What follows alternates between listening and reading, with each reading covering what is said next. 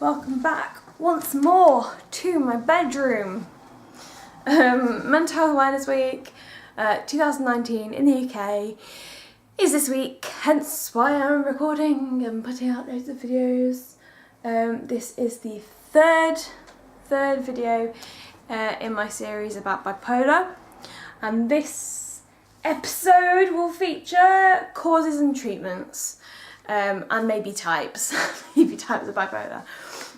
So in fact, I'll go for types first. There are loads of types of bipolar, depending which country you're in. In America, I think there's like 10 or 12 different types. In the UK, I think we just have 3, I think. We have bipolar with psychosis, which is kind of like America's bipolar type 1. We have bipolar type 2, I believe. So by type 1 with psychosis, type 2, and cyclothymia. But then there are like different classifications in between. So the difference is which episodes are present. So with bipolar type 1 or bipolar with psychosis, which I have, you have your moods will go up to mania, and down to depression. If you have type 2, your mood swings go up to hypomania and down to depression. And if you have cyclothymia, your moods go up to hypomania and dysthymia. I have explained what those episodes mean and what it all is in the previous video. So have a look, it'll be in this playlist somewhere around, I don't know, maybe I'll put it up here for you to have a look at, but if you're like, what's hypomania? It's explained there. So cyclothymia is considered a subthreshold, but it is a bipolar disorder because cyclothymia literally means revolving mood, in Greek.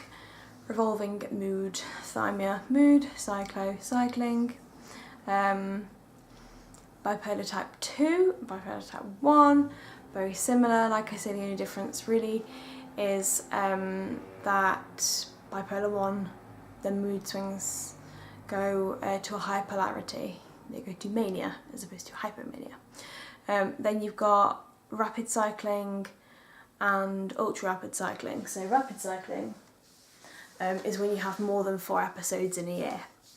I have had more than 4 episodes in the last year. We're coming up to a year and a half, but in that year I had 4 or 5, because what I tend to do is when I've gone down I tend to come up, and same when I go up I then go down and down, so sort of cycle from one into the other.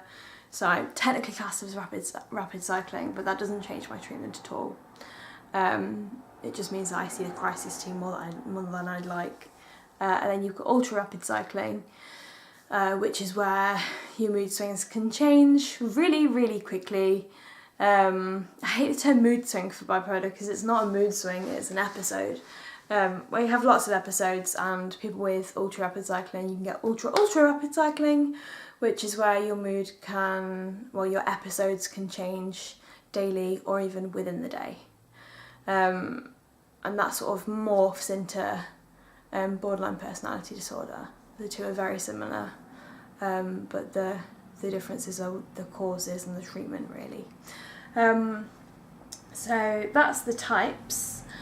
In terms of the treatment changes for the different types, but the gold standard of treatment for bipolar is lithium, which is a salt. It occurs naturally in the world, but we don't just sit there and eat salt crystals. It's there's lithium carbonate, which I take, and then there's lithium citrate, I think it is, which is another type, but it's inorganic. They make it in labs. And it's a mood stabiliser. They don't really know how it works, but they've been using it for the last 60 years and it does work. Some people can't tolerate lithium because it's really quite harsh on your body. You need blood tests every 3 months. You need various checks every 6 and 12 months. It can damage your kidneys, it can cause diabetes, it can cause arrhythmias in your heart. I don't want to sound too negative because it does work really well, but for people who can't take lithium, there are alternatives, mood stabilizers, anti-epileptic drugs. So lamotrigine is used as a mood stabilizer. I don't know how, I assume they know how with that one, but yeah, antipsychotics and antidepressants. And I'm going to make an entire video this week about medication, so I won't talk about it too much. But medication is used a lot with bipolar. Some people don't like taking medication. For those people, it's more about like symptom control, recognising symptoms before they get too bad and knowing when to rest. And early warning signs, everything's key. Everybody really with bipolar should have a relapse drill or an early warning signs plan or an advance statement or something, which can tell the people around them when they're themselves and when they start to get sick. When I say sick, I mean into an episode, because it is sick, because it's a mental illness and it's just as valid as any physical illness. So yeah, and therapies for depression, CBT, you know, trauma work for people who've been through trauma, and what's other treatments? Different therapies, seeing CPNs. NICE guidelines state that if you have a diagnosis of bipolar, you should have a named CPN who you see at least twice a month. That doesn't necessarily happen, but that's the NICE guidelines. I am with, in fact no, I'll talk about that in my story so I don't make this video too long. Causes, what causes bipolar? Someone asked me, does it run in families? Yes, it does have a genetic element. They don't know what or how. Research is being done, a lot of research is being done into it.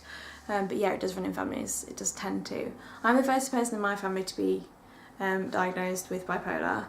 But me and my mum have been speaking recently. We've been wondering about other older family members who are now dead, but some of her grandparents who were a bit kooky.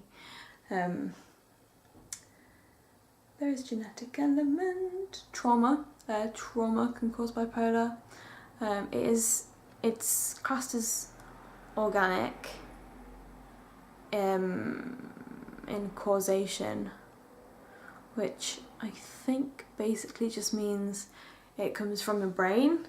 It doesn't come from outside. You can't catch bipolar. You can't, you know, get a manic feeling. You can't catch feelings. It's organic. It happens chemically in your brain. It's gonna happen. If it's gonna happen, it's gonna happen.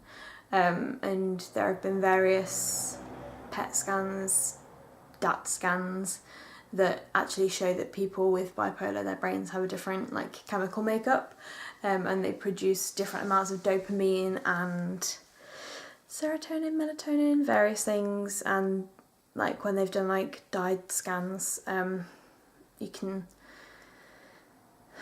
why is there like lines on the screen? I'm so sorry. They can see different chemical compounds, so you can't deny bipolar, you can't say that you don't believe in it. I've been told of people who know me who have said that they don't believe bipolar is a thing, it's not real, or maybe it is real but doesn't happen to people like us. And I defy you to look at those brain scans and do your research and then come back to me and tell me it's not real, because it's real, boys. You can see it on the brain scans. I think that's basically it in terms of this, you know, types, causes, treatments. I think I've covered everything briefly, I hope. But the next video will be how to help someone with bipolar, or maybe how to help yourself. So stick around, watch that video, and I will see you hopefully in a few moments' time.